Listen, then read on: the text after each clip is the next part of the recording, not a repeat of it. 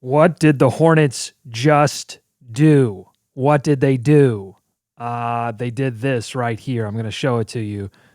They got Terry Rozier signed, extended to a 4-year, $97 million max contract extension, according to Shams. I don't think at this moment in time we have anything official from the team, but it will certainly be coming. I mean, this is huge. This is a huge contract extension. It's going to put more money on the books for the Hornets. It's going to at least theoretically keep Terry Rozier in a Hornets uniform for a few more years.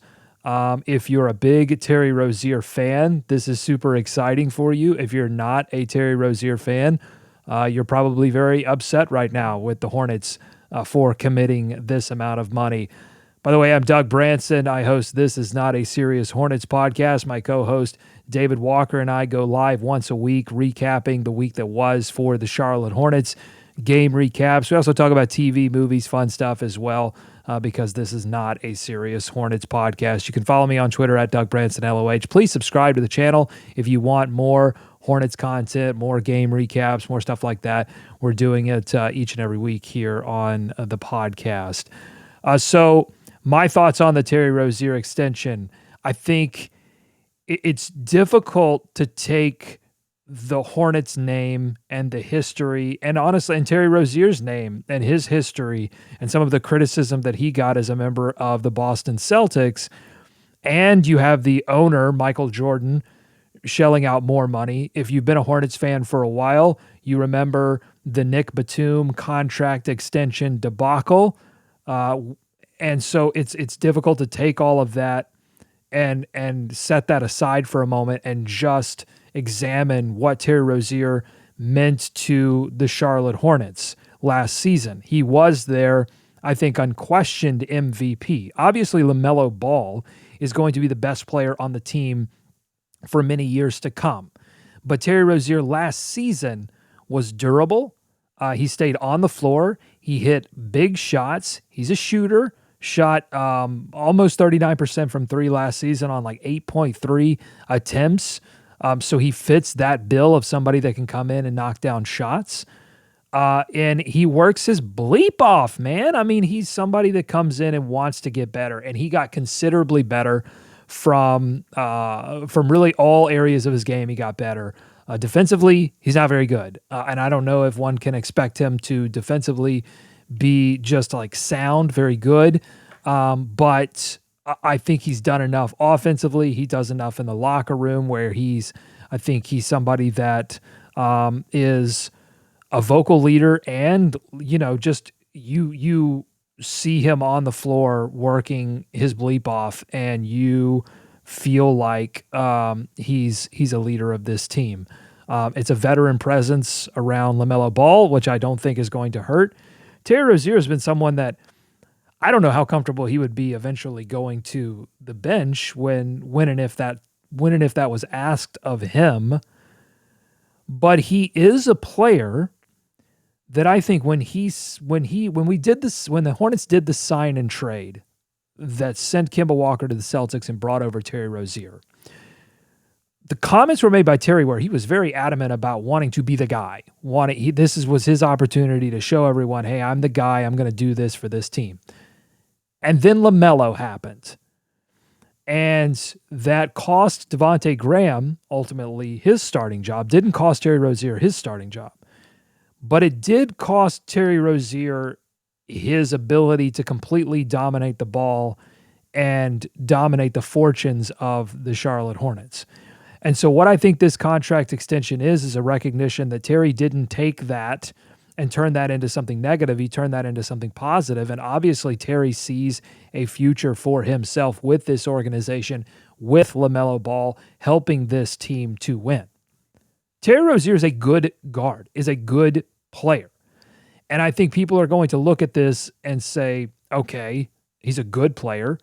Could improve, could continue to get better, but is he a great player? Is he a max contract player? Is he worthy of, being one of the highest paid guards in the league? And I think those are fair things to think, but at the same time, you have to pay what the market demands.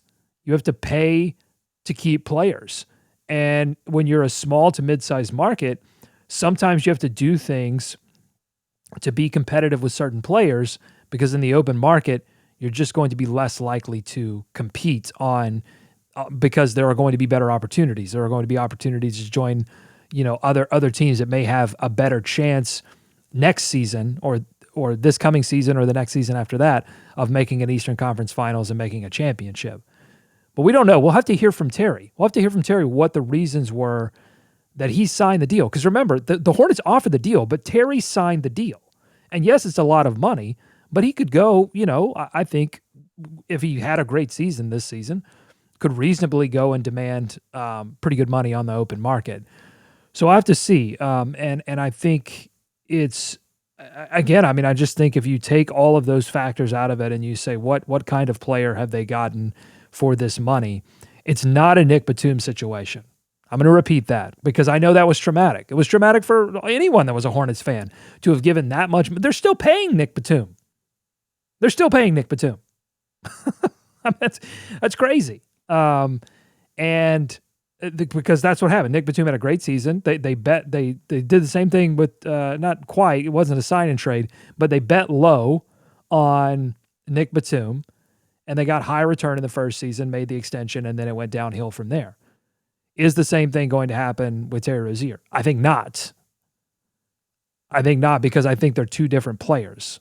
I think they have two different ideas of what it means to lead a team. I don't think that Nick Batum wants to lead a team.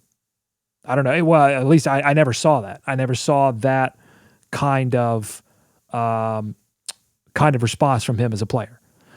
So it seems like Terry wants to be a big part of what's going to happen with this future and will take the responsibility. If it goes well, he'll take the glory, and if it goes poorly, he'll take the responsibility. And I think he plays well with LaMelo. You can't. Again, I think everything that the Hornets do from here on out has to be contextualized with what does it mean for LaMelo? And I hope that the Hornets would not have signed this extension with Terry Rozier without having some idea that LaMelo Ball and Terry Rozier can coexist in moving forward. But we're going to find out a lot of information between now and the beginning of the season. We've got media day, so we're going to have a chance to hear from Mitch Kupchak, the general manager of the Charlotte Hornets. We're going to have a chance to hear from James Borrego about the deal.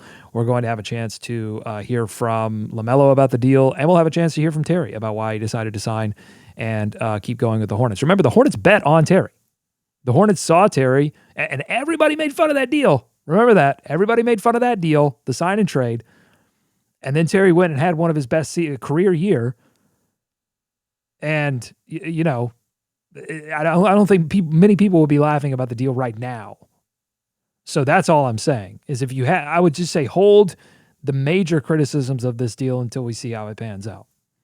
That's the thing. The fans have that ability to have the hindsight 2020 vision. Let's make fun of the deal when the deal deserves to be made fun of. But right now, if you just look at the deal on the merits of what Terry Rozier accomplished with the Charlotte Hornets last season, to me, it makes sense, especially if you're trying to build a winning core around LaMelo Ball.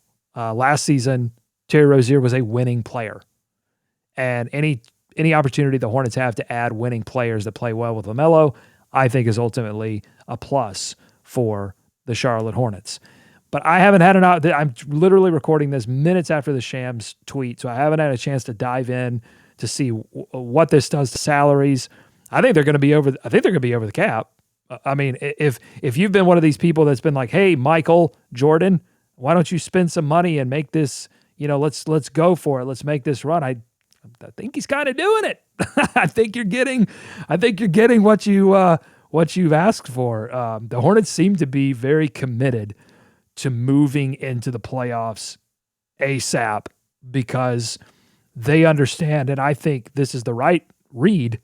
You've got LaMelo Ball.